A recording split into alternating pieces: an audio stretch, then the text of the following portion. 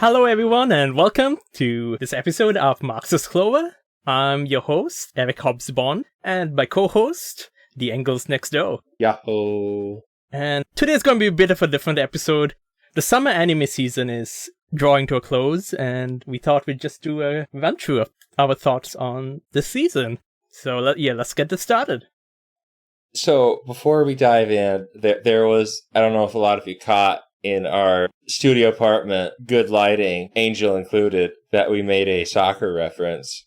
So there's soccer video games / anime connections that happened over this past weekend towards the end of September. The meeting of those three is pretty rare. Yeah. I mean, there's that one anime that referenced Football Manager, but I think that's it, right? Some of our listeners will be like, what about Blue Lock? It will have its day in the sun. We will have to probably talk about Blue Lock. And destroy it. Eventually. And destroy it. It is a strange show. We learned that Christiano Ronaldo, CR7, is going to... I'm kind of confused, but might be a guest character in the Fatal Fury fighting game by SNK. For those who don't know, Fatal Fury is a long-running fighting game series, but you probably all know that. I don't know how much you know about Fatal Fury. I know nothing. Like, how long running are we talking about? So, the original Fatal Fury, from what I recall, is basically the creator of Street Fighter, the original Street Fighter, not Street Fighter 2, basically goes over to SNK, the game company, and makes Fatal Fury. And then, you get other games in the Fatal Fury, in this, thing where SNK is basically the competitor to, Capcom for most of the 90s in terms of the Japanese arcade scene. Some of their famous games are Fatal Fury, Art of Fighting, Samurai Showdown, and then King of Fighters, known as KOF. Long story short, they went through some hard times. They kind of went out like the fighting game industry. But then they were bought by a company, and this will kind of reveal part of why this matters to Cristiano Ronaldo, by a different company that is backed by the Saudi investment fund. Allegedly. Okay, allegedly. Okay. Yeah. So, which in knowing means this, we probably should explain who Cristiano Ronaldo is. Yeah, well, do you think they don't know who Cristiano Ronaldo is? Some of our viewers might know. I mean, I'm sure everyone's heard the name, but he's one of the greatest football players of his generation. I mean, really, of ever. He had this rivalry with Lionel Messi, who many consider to be the greatest player of all time, and for many years could keep up with Lionel Messi's scoring. Several Champions League winner, and one of the biggest brands in the world. I think he once refused a Pepsi at a press conference and asked for some water, and the price of Pepsi stock plummeted. Yes, I remember that. That was a weird thing. And I think the announcement trailer for this event we're about to talk to on Twitter had 42 million views. Whoa. And this only came out today, right? I think it came over the weekend. I didn't really hear about it until I came home and did my exercises. I watched Maximilian Dude, a streamer and YouTuber. And he talked about, and I was like, Cristiano Ronaldo in a Maximilian Dude? I don't think he's a soccer guy. But then, so you saw this trailer. Yeah, I had no idea what was going on. So some fighting games, to get people to play them, have what's called a guest character. A guest character can be from another video game. Probably the most famous guest character video game is probably like Smash Brothers is like a guest character game where they started getting not non-Nintendo brands. So you started seeing Sora, Cloud, even Terry Bogard, who's from Fatal Fury, is in the Smash game. So what's good about guest characters is that if you have a guest character, it'll attract people that like the character into your thing. It's like a crossover. It's a weird marketing thing. Yeah, that makes a lot of sense. That would be really fun to be able to play a character from a non-fighting game that you like in a fighting game. Or a different fighting game in in your other fighting game and see how they play. For those who don't know, Cristiano Ronaldo is a soccer player and a bronze statue, but he is not a fighting game character. So I don't know what this means as if he is going to be a fighting game character. It does look like he's going to be in it. And the reason why earlier when I said to Hasban about this, I said, I would reveal. So Cristiano Ronaldo is right now in Saudi Arabia. And since SNK is owned and a lot of it is funded by Saudi Arabia, I feel this is a very simpatico relationship where it's like, let's get like this brand that we already have and get him to be in this game that we're funding. And if we get Cristiano Ronaldo, who has one of the most social media followers on the planet, to be in this game, which will bring eyeballs to the game and make people want to play it. And also, I think like what I was watching with Maximilian do, it said like I think they actually announced in this weird guest character trailer. Like they actually put the date of the game for the very first time, so we know when it's going to come out. I think it's like April of next year. Yeah. No, and I've played a few of these games. I'm not good at fighting games, but I like the last game in this series called Garrow Mark of Wolves. It's pretty fun. I'm really bad at it, but it's a very fun game. I know you're a big fan of the lore and the culture around fighting games. I think I like the culture. Lore, I mean, I don't understand the lore. The lore is confusing. But I do like community. It seems like a really cool community to be a part of.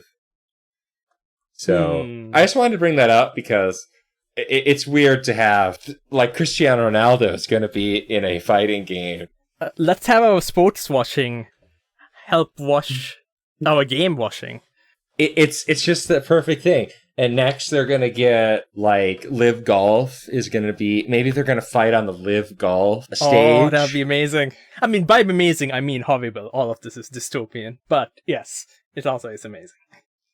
Yeah, we haven't seen anything about it, but like I thought it was really exciting to start up to talk about it because it's culturally significant and it blew my mind. So, do you think there will actually be a model of Ronaldo like animated, or will it just be his voice, or we just don't know? I almost think because it looked like in that trailer that he was behind the doors, and if he's gonna be if they're gonna put that much stuff in there, why would he not be in the game? Right. Like, I think his model would be in the game, because, like, I mean, granted, he does not look like... I could have just told you to Google these characters and be like, look at these people. Look at these freak shows. Like, you got Terry Bogard, one of the coolest guys ever, with his red jacket. You got Mai, who I think they are making her in the Street Fighter 6 have more clothes, and that bothers people.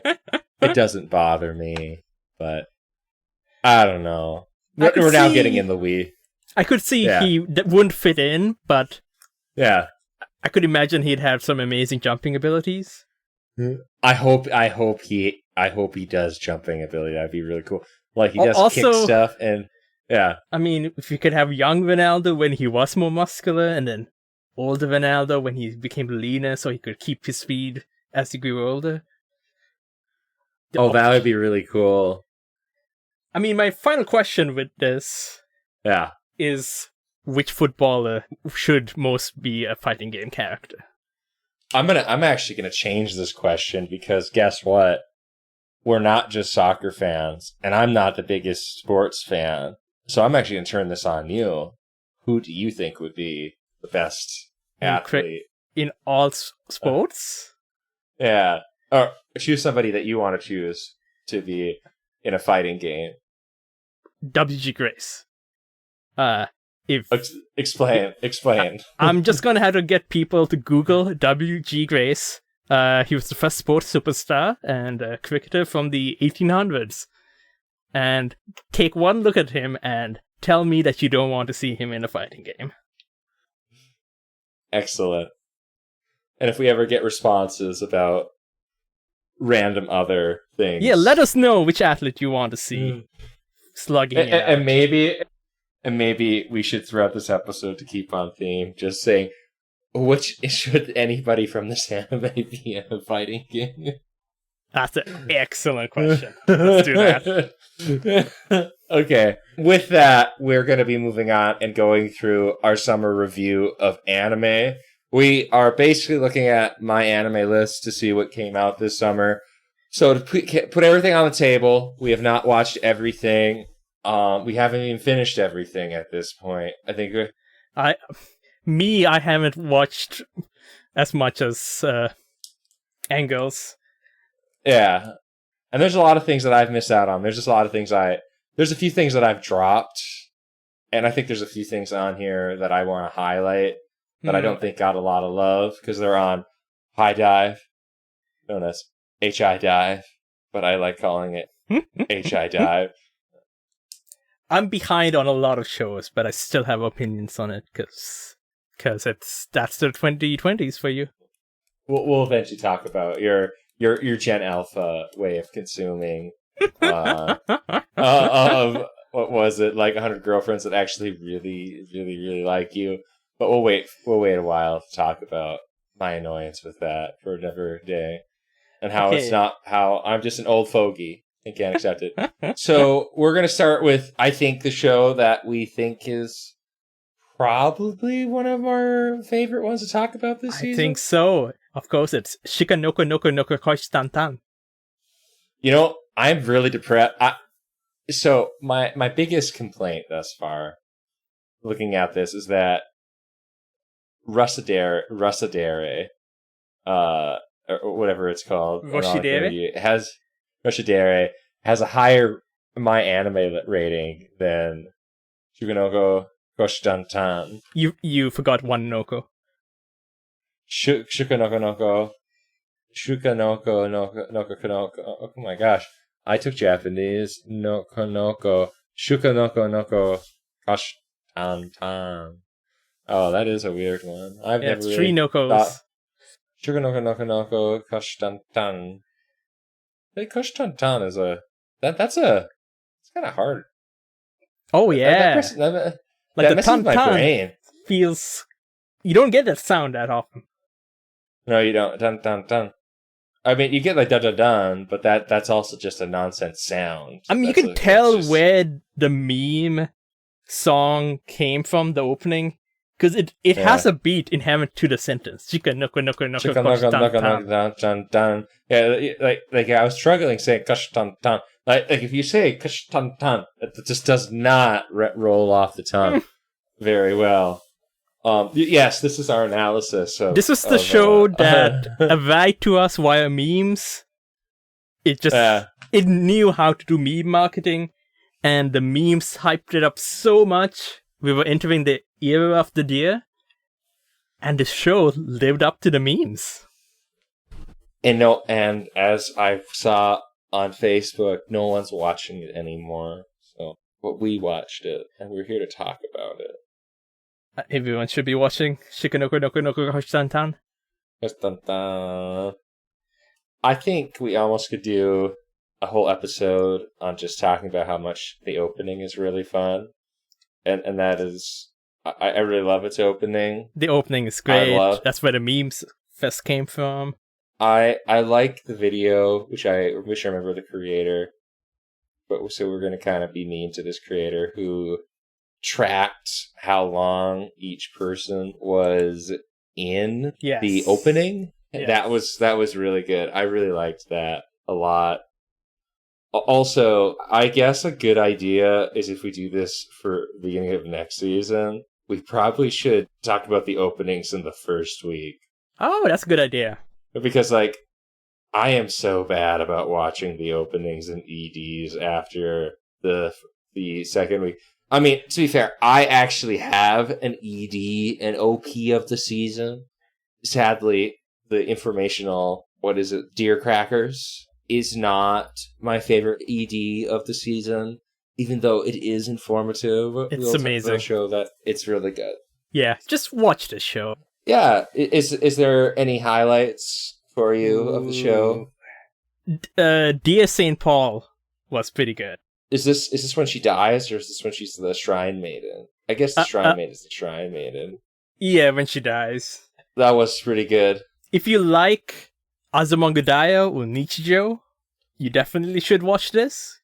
And this is good enough to live up to that high standard. And there's a high probability that we might come back and just talk about this. There is. Even though the show is so chaotic, it might be hard to even talk about it. Okay, yes.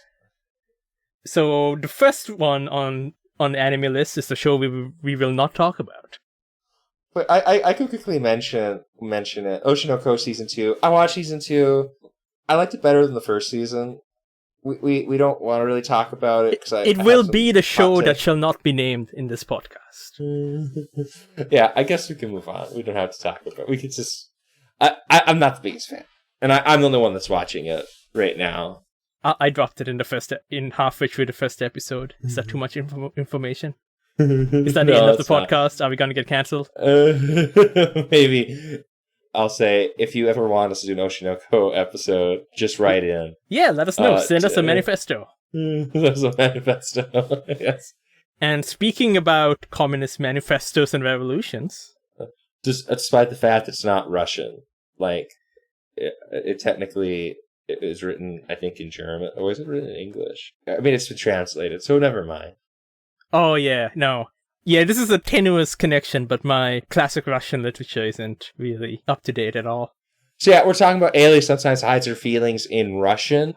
Also known as the Roshidevi show, because a Roshidevi is a character who only expresses their love, only gets deve deve in Russian. I kind of turned on this show the more I watched. I really like this show. I don't like that Alya kind of became a passenger in her own show. It seems to be widely acknowledged that there were too many best girls in this show, and it kind of detracts from the romance. Yeah, like, I think the sister, who, I don't know if anybody has suspected this other than me, who was totally his childhood friend. Oh, both sisters are technically his childhood friends. Yes, and you had to be very specific which sister you're talking about in this show. Yeah, so Alya's sister, whose name I don't remember, which is how a lot of our conversations will go. You will very rarely get our Wikipedia knowledge of where we say everybody's names in the shows that we are watching. Yeah, we're not going to do that much research. Yeah. I thought she was okay. A little paper thin, in my opinion. I feel really bad. I feel like I might be hating on this show. Would you like that character more if she wasn't already destined to lose? I think so, but also she's like a different... She's very much set up to be the loving sister, and that kind of always feels like it's going to be her vibe. And Alya has already kind of won. Yeah, I also just don't like the main character is gaslighting Alya. Wait, is he gaslighting her? I mean, maybe he's more leading her on. So Alya is half Russian, goes to high school in this Japanese high school, and she's in love with her seat partner in class, but she expresses that, kind of gets it out of her system by saying extremely romantic things to herself in Russian, and it's kind of like this game she's playing. Oh, I'm telling him all these super romantic things, and he has no idea that I'm talking about him. The twist is our main character, our main guy, knows Russian, and he hasn't said anything, but he understands everything she's ever said. The manga explanation for why he learned Russian I quite like. It's Russian movie. His dad was a fan of old classic Soviet grandfather. films. Grandfather. It's her grandfather. Okay. Oh, his grandfather. Okay. Yeah. And in the anime, it's a little bit more implied that this childhood friend, who happens to be Alya's sister, was the reason he learned Russian as a kid. I mean, whatever makes you navigate the maze of Russian grammar, I mean, power to you. It's a tough one. I'll say, I really like this show. I'm interested to see where it's going to go. It sounds like it's going to get a second season. I'm interested to see once we get over the election arc, because I think the election arc took too much time. I do like the sister. I think there's a little bit too much love for the sister. The internet loves the sister. Because she is a well-written character in that she has a personality. She does. That's outside of, I want to do my brother. Yeah. She has like a actual realistic troll sibling dynamic with him. Mm-hmm. But yeah, I mean, there's a lot of love for the sister. So why don't we explain your qualms with her character? Isn't that, I just don't like that they're part of the original elite.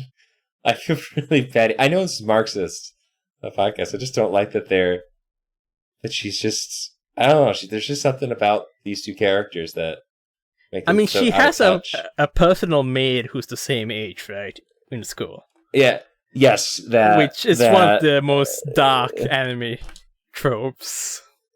Also, I think I like about the maid is that the maid skips a generation, so her grandparents were attendants of this family, and Colonel Sanders as at the head of the family. Well, that's to say, being a maid is like baldness. It skips a generation. It's true. And she does it because she loves the art of the maid. Oh, so it's a Kobayashi Dragon Maid situation. I see. Yes. That's getting a movie, I heard. Oh, really? Kyoto Annie is back, I guess? Yeah. And what was that show you referenced earlier in the Deer show? Shikanoko Koshitantan. Asabango Daio and Nichijou? I think the same person that wrote Nichijou, that they have a different manga that's also getting adapted next year. No way. Also, we forgot our theme. It's because of the last episode. It's going to be Shikanoko. Or what's the deer's name? Is her name Nokotan. Noko-chan. Noko-chan. Noko-chan is going to be the fighting game character. In the deer show? Yeah, she would crush. Yeah. She would crush. Wait, it should be that mascot. It should be the mascot that actually won in their battle. Did you watch that last episode? No. Oh, okay. The people who've watched the last episode will know. Anko's kunai could be useful. That's true. Actually, almost everybody except for Rice Girl would probably be good in a fight. So my last question about the Roshidere anime is... Yeah. I guess ever since Crunchyroll added the skip ending button, you don't really watch as many EDs? I have watched every ED. The first one is my favorite one. Every other ED after that, except that weird video you sent where Angel Next Door, was it teasing Takagi? Yeah, and then this were the same exact one. I think I really liked the teasing one. So we should explain to people. There's many different EDs in this show. It's like Chainsaw Man, except with less effort. But okay, that's mean. So that's mean. Each ED is like a different famous romance song. Oh, really? Yeah, at least that's how it was explained to me. So that's why, obviously, that one song was famous enough for 3 different shows to have it. And with that song, I love the Angel Next Door version. I think it's the best version. The vocals on that are just perfection. I like how rock-centric the teasing one is. Oh, no, the Roshidere one is rock. Oh, that's the rock-centric one? Okay. Yeah, and that is an interesting take. Like, as much as I prefer the Angel Next Door version, I'm happy that rock version exists. It is kind of fun and different. Yeah, no, I liked it. I mean, like I said, we'll get to my favorite ED of the season. None of these were my favorite ED of the season. Quickfire, who's the character? The fighting character. It is the main character because he's basically from Classroom of the Elite and would find somebody to fight for him. Or else it's the maid, because it's always the maid. He's very much been raised to be an elite, and that kind of makes him insufferable. He is the next Colonel Sanders. Okay, so moving on to Tower of God, Season 2. I love season 1 of Tower of God. I'm kidding. I only watched an episode of it. I didn't like it at all. We can move on. Okay, we'll move on. We got Wistoria, Wand and Sword.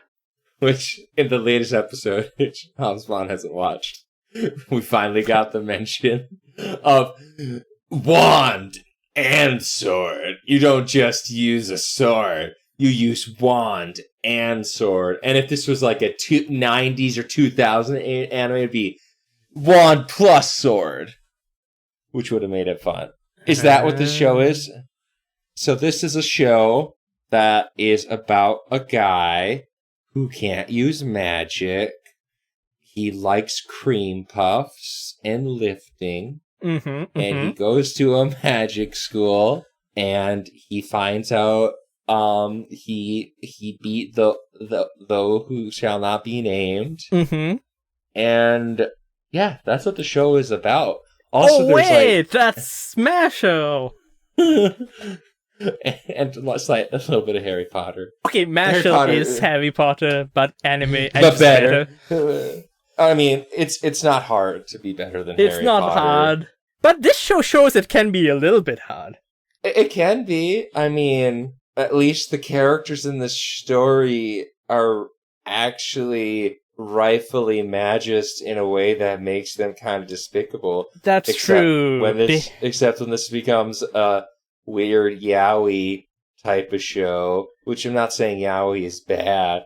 I just didn't go into a show about a guy wanting to hang out with his childhood friend and think, oh yeah, this is a yaoi. This is totally not a yaoi. It was a yaoi all the time, and we just didn't know it. Even though we should have known it, because way more attention is put to the male character designs. Even though they all look alike. They do all kind of look alike, but it's clear who we're supposed to ogle at. So you might be wondering, are you just going to summarize every anime? No. Sometimes we're just going to talk about one thing that Hobsbawm and me haven't actually talked about. Why this sky barrier thing? Like, what's going on with this sky barrier? There's like a barrier in the sky that's holding something away, and it's just gives a slight dystopian undertone to it that you don't really feel until they point out the sky barrier and you remember, oh yeah, there's something going on. As the message you sent me said, well, if it's gone, we're gone. Our impressions of the first few episodes were a bit mixed because the show was good when the fight scenes were really well animated. Yeah. And it clearly had a lot of potential, but just the normal dialogue was not engaging. Wait, my anime list says this is like one of the best anime of the season? People rate this at a 7.85, more than Shikanoko Koshitantan? Boo. What? Boo. Okay, and also we don't want to sound like we hate the show, because, I mean, it was enjoyable. Let's get the elephant out of the room. Yes, they look like they're wearing the Black Bulls uniform. Yes. Or Black Clover, yes. This at times does kind of have the Black Clover aesthetics. Yes. And as we kind of hinted, the show isn't as good as Mashle. It takes itself more seriously than Mashle, so it's maybe not the fairest comparison, but, I mean, Mashle just does a lot of things better. It did get fun when it became a boiler. Like, that's when things got more interesting. That was really funny. I don't know where you want this podcast rating to be, so we can't describe all that much. We just know they shower together, or bathe together. Two guys do. And they also measure the sizes of their wands. They do. And he's like, yeah, his wand is bigger. Yeah. Okay, because of future knowledge, we've also learned... potential spoilers. That we've been spoiled, and now we are spoiling you. We're not going to really spoil you, though. But okay, who's the fighting game character? It's the girl in the sky. That's my hot take. The girl in the sky who doesn't do anything? Who's just there to be like the damsel that you aspire to? Yeah. Main guy is too boring. He fights like a normal dude. Yeah, now that I think about it. For a show that has really good fight scenes, it's hard to pick a fighter I like, even though I appreciate that this main character wears goggles during fights. Eye safety. I have a spoiler for you. Have proper eye protection when you have a shonen fight, people. You know, my only complaint is that he doesn't have an extra pair of goggles. Because spoiler for you. Oh no. His goggles do get destroyed. Oh no. I know. He needs to talk to his ophthalmologist about that. Any other thoughts? No. Okay. All right, let's move to the next one. It is to Oh God. I'm more fascinated by the anglicized Makeine. Too many losing heroines. What I think of the show. Let's start with the OP. Has a good OP. Really good OP. I don't have much more to say about it than that. About the OP. Yeah. The EDs, I actually didn't really catch on that the EDs were different until way later in the show. Yeah, I mean, they were pretty good EDs. I like this show. It's different. I'm happy it exists. It's basically like it's a friendship show. Yeah. Okay, it says romance. It's not a romance show. Yeah. It probably will be a romance show, but the reason why the show works, it works as a good show without any romance. Yeah. It has less people that have watched it than Wand and Sword. Oh no. But yet it's ranked high. That is ranked higher than Wand and Sword. So the premise of the show is our main character is basically the emotional support buddy to all the girls in the school who get rejected by their crushes. Yeah, most of them are childhood friends except for one, the worst one. The homewrecker. My hot take. The homewrecker. I'm not a big fan of her. Even in the recent episode that came out for the 11th episode, I know it's a hot take. I haven't finished that episode. She was like texting the main guy, and some people were like, "Oh, that's probably cute." And I'm like, I don't know. She's kind of boring. Okay, we need to talk about the blue-haired girl.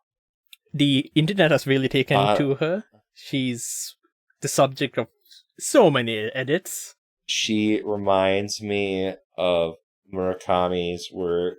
I was thinking about Murakami because the next anime we're going to be talking about talks about Murakami, Haruki Murakami, Japanese novelist. It reminds me of Midori from Norwegian Wood, who once said, everyone wants to talk about the capital. I didn't read the capital. It's boring.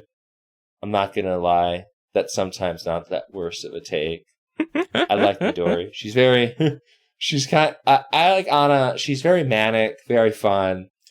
She's kind of chaos. And that is kind of the ideal, like Murakami stories kind of have a woman on a pedestal and that has some sort of manic energy with some quirk. Or sometimes, or just a quirk of some sort. Not all of them are, like, I think Midori is very special in that she's very manic, where, like, some of them are, like, usually very quiet and mysterious, or yes, and just randomly, we're getting divorced. Okay, cool. And we're not going to go into all the problems with Murakami and his portrayal of women. That's for our other podcast this week in Murakami novels. Yes, so our blue-haired girl is kind of the quirky Murakami girl. She likes to eat. I just bring that up because I liked her in the onset. I like how fun she is. She kind of makes the show for me. Next to Lemon. Lemon's good. Like Lemon's good. And if you've already noticed, I hate on the other girl. I think her name's like Hamari or something. I don't really care about her. She's like the least interesting character in the show for me. So the one thing we have to mention as the Marxist Clover is Anna's dad gets paid in noodles for 1 month. Like, his only pay for that month was the noodles. Yes. That has to be breaking a ton of labor laws, right? It has to be. Because also, like, in the modern day, your living expenses aren't just food. Like, I don't know if your landlord accepts somen noodles as rent.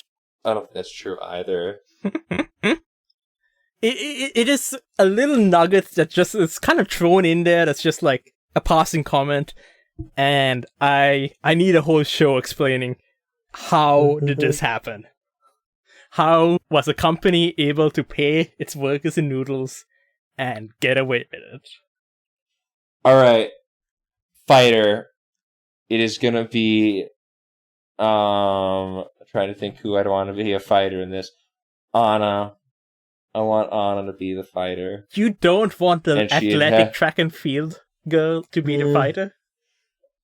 I want there to be food-based, like, special moves. Oh, she would have some cool food-based moves.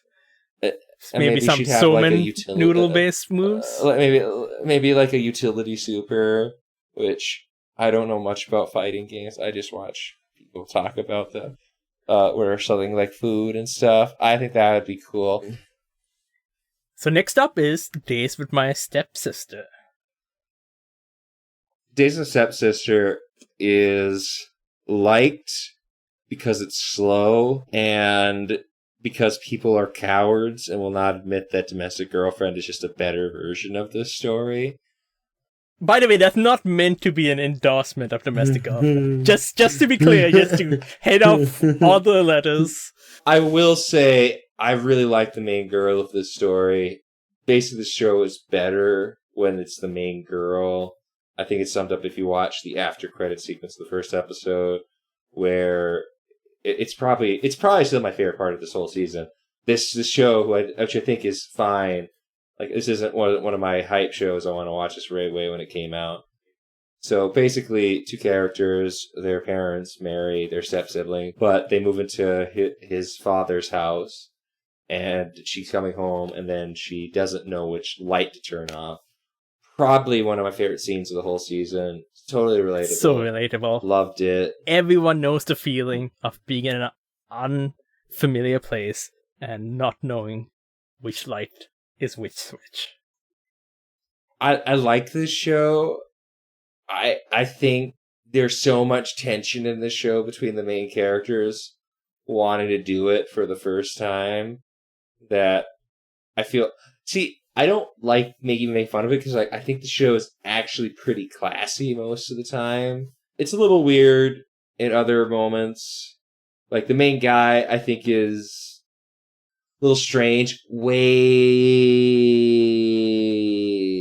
Oh my god. So, in one of the recent episodes, towards the very end, I completely forgot about this. I wasn't even going to bring this up.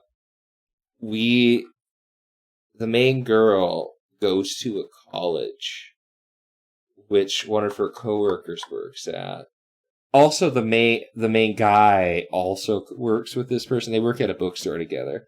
So, but then an ethics. Okay, I think it's just like a professor.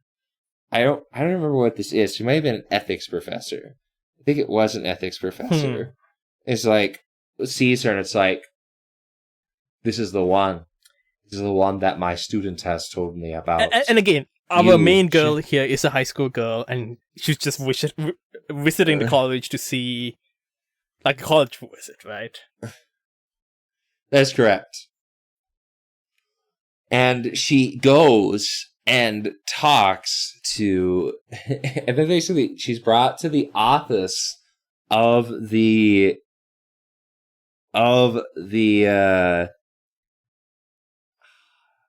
professor, and the professor interrogates her. It's like, you want to kiss your brother?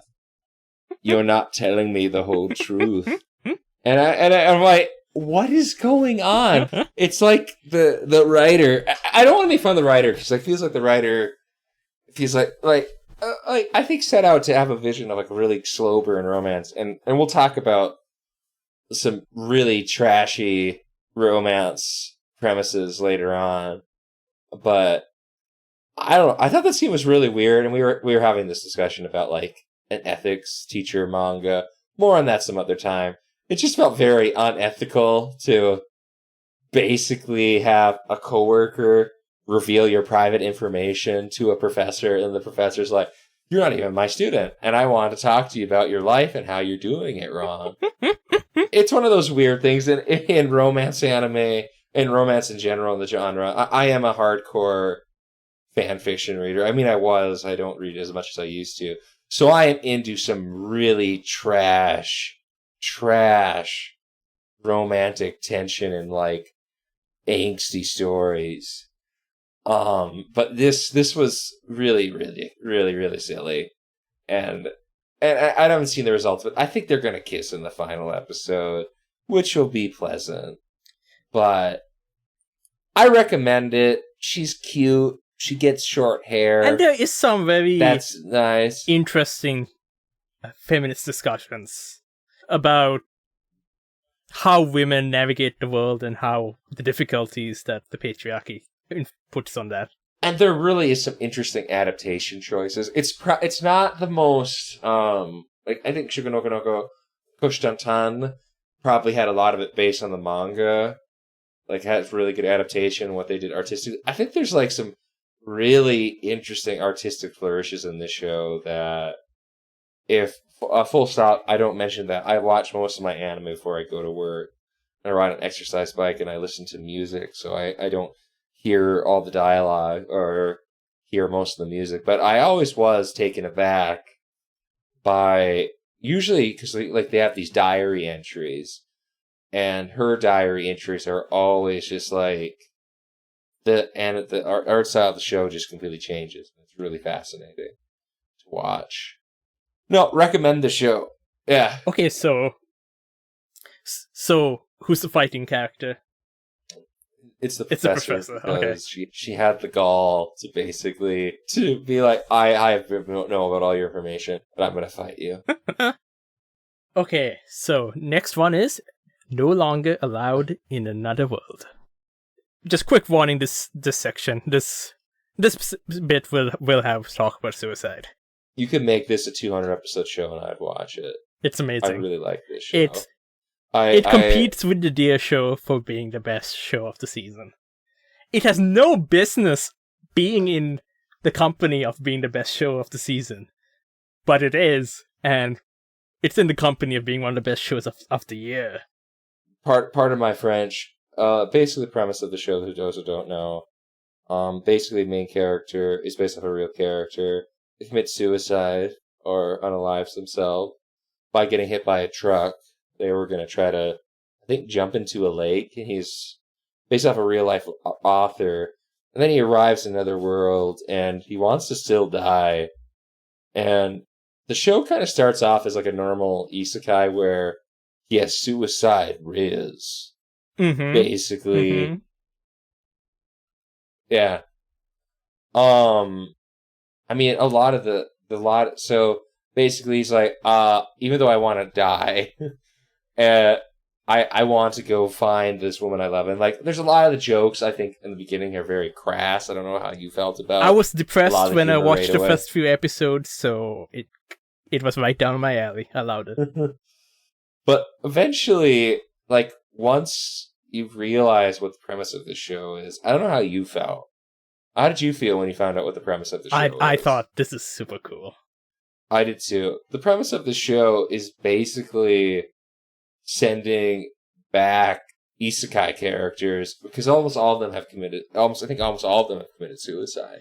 Yes. At this point, I like all of them have committed suicide. In this world, people who were suicidal in our world are truck-cooned into this world and given superpowers to defeat the Demon Lord. And a group of them already have defeated the Demon Lord, but now are basically oppressing the populace. And our main character is sending them back and oftentimes trying to resolve the trauma that led to their suicidal thoughts. It's kind of a unique concept. It kind of reminds us of Talentless Nana, which is one of the best shows to come out in the last few years and no one talks about. We'll definitely have it. Oh, we're definitely having a Talentless Nana episode. Yeah. Just everybody watch Talentless Nana. Yeah, it's very good. Hopefully it's still available. When the Funimation Crunchyroll switch happened. I love this show. I did not think I'd watch this show. I think the main character is low-key, like, just a low-key character. And it's really interesting when he gets involved in the plot. And one thing I like about this character is that he has nothing to live for except for the next story. Which, okay, And I kind of love that. Yes, I mean, in a mental health perspective, that is probably problematic. It's a little weird, yeah. But yeah, it works in the story. I think it works in the story, and I think the depression of this character is... I don't think it's necessarily bad, because, like, in the beginning, I think it's bad. It's a little bit bad faith, but I think once we start getting to when the elf is kidnapped, we learn and he sends his first person back. I think that's when the show like starts getting hard. Like there was like two back-to-back episodic episodes. There's been like really good episodic episodes. There's been like when we meet the redhead kid. Like that was only an episode. Like I thought that wasn't too bad when he. Yeah, the chill shock of this show. Fun game for everyone at home. Yeah. Try to correspond characters in this show with characters in Delicious in Dungeon, because there's a few similarities. Yeah, I really liked both of his episodes. I really loved the cat girl's backstory. I just cannot recommend the show more. And I think one of the greatest crimes of this season is I don't know if we'll ever see another season of this show. Okay, everything's getting a second season. It should. But I feel this show is so good that it's not going to get a second season. I will say it is weird having a show about a real person. Like, I don't know how I would feel if 100 years after my death, somebody wrote a show about how suicidal I was. It's a bit weird. It is a bit weird, and I think we give it a pass because we don't know who he is, so he just feels like he's fictional. Even though the writer Dazai is mentioned in 2 shows this season, because he also makes a lot of appearances in Losing Heroine. Really? Yeah, the club vice president. She hides Boys Love comics inside the covers of Dazai works, and she also wrote a fanfic of Dazai with, I think his name's Mishima, the guy who committed ritual suicide as part of a failed coup that might have just been an excuse to commit seppuku. Oh no. That's such a strange boys love concept. Yes, it would be a very toxic relationship, but, hey, they do them. They do them.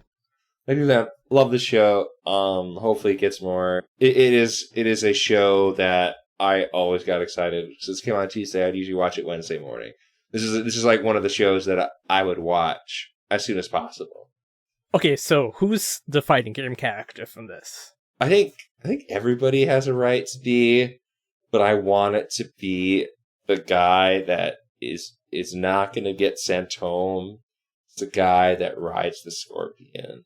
It has to be that character. Oh, yes. So I feel really sad that I think he's Isekai, but like I think he's just gonna be stuck. R.I.P. Chavez, he's Scorpion Chavez who tragically dies. It's very sad.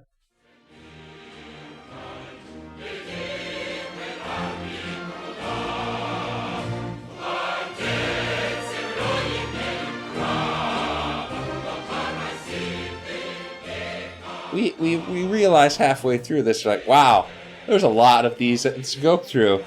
So we decided that we're going to split this into 2 parts. Yeah. Yes. So if you want to see more of this, just go on ahead to the second part of the show. It'll be in a separate episode. Yeah. Otherwise, we'll be back to more normal programming pretty soon. Yeah. So thank you for watching. Have a great day. And remember to send your manifestos to marxistclover@gmail.com. Yes, thank you, and have a great day.